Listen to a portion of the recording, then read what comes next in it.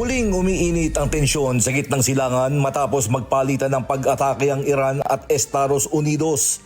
Ayon sa US Central Command o CENTCOM, nagsagawa ang puwersa ng Estados Unidos ng mga tinawag nitong self-defense strikes laban sa mga Iranian radar site at drone command facilities sa timog ng Iran.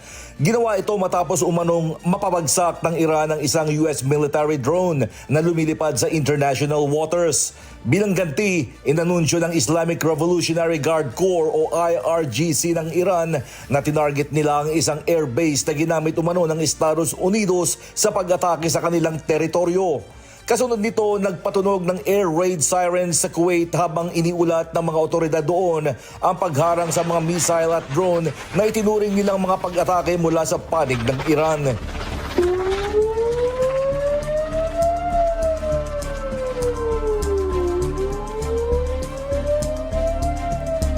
Ayon sa CENTCOM, dalawang Iranian ballistic missiles na nakatutok sa US forces sa Kuwait ang napigilan at walang naiulat na nasugatan sa panig ng Estados Unidos. Kasabay ng mga pag-atake, lalong lumabo ang kinabukasan ng mga negosasyon sa pagitan ng Washington at Tehran.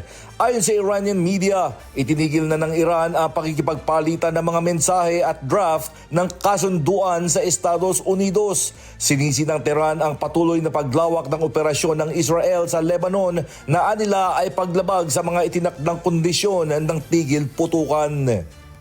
کردیم و کماکان تأکید داریم بر این نکته که آتش بس در لبنان بخش لاینفک هر گونه آتش بس و هر گونه توافق نهایی برای خاتمه جنگ هست. Ayon kay Bakay, hindi maaaring magtagumpay ang anumang pangmatagalang kasunduan hanggat hindi magwawakas ang mga operasyon sa Lebanon. Naglabas din ng pahayag si Iranian Foreign Minister Abbas Araghchi na nagsabing ang tigil putukan sa pagitan ng Iran at Estados Unidos ay dapat masunod sa lahat ng larangan ng sigalot, kabilang ang Lebanon. Ayon kay Araghchi, ang paglabag sa isang bahagi ng tigil putukan ay paglabag sa kabuuan at ang Estados Unidos at Israel ang mananagot sa mga magiging kahinatnan nito.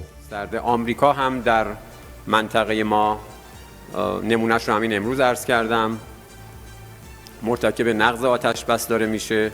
Samantala, binatikos din ni Iranian Parliamentary Speaker at Chief Negotiator Mohammad Bagher Ghalibaf ang mga hakbang ng Washington. Ayon kay Ghalibaf, ang pagpapatuloy ng naval blockade at mga operasyong militar ng Estados Unidos ay malinaw na paglabag sa tigil putukan at nagpapakita ng kawalan ng tiwala sa negosasyon.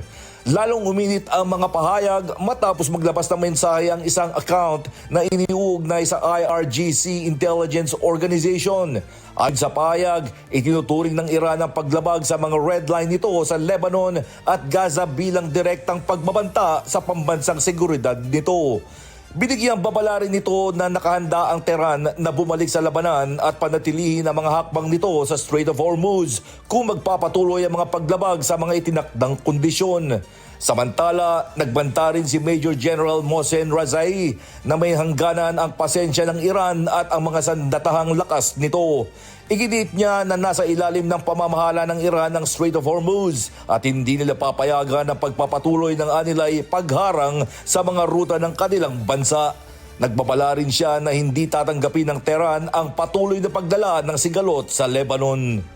Habang humihina ang pag-asa para sa isang pangmatagalang kasunduan, nagbabala naman ang Iran na maaari itong gumawa ng karagdagang hakbang kung magpapatuloy ang mga pag-atake laban sa kanilang mga interes at mga alyado sa rehiyon.